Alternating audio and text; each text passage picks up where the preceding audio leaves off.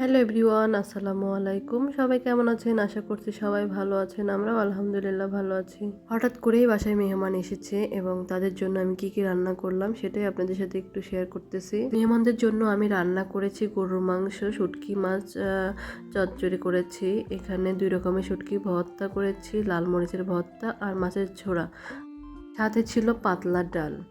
আর যে মেহমান এসেছে তিনি একটু ভর্তা অনেক পছন্দ করে, এই জন্য তার জন্যই ভর্তা ভাতের আয়োজন। আর হঠাৎ করে মেহমান এসেছে, এই জন্য যতটুকু পেরেছি ততটুকুই করেছি আলহামদুলিল্লাহ।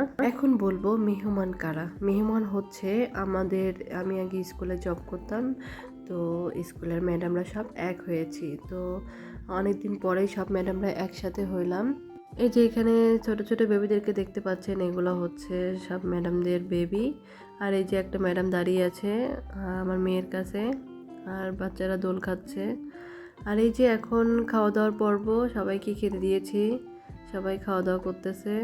আজকের ভিডিও এই পর্যন্তই। সবাই ভালো থাকবেন, সুস্থ থাকবেন, আমাদের জন্য দোয়া করবেন। আর আমাদের ভিডিও যদি ভালো লেগে থাকে অবশ্যই সাবস্ক্রাইব করে আমাদের পাশে থাকবেন। আল্লাহ হাফেজ।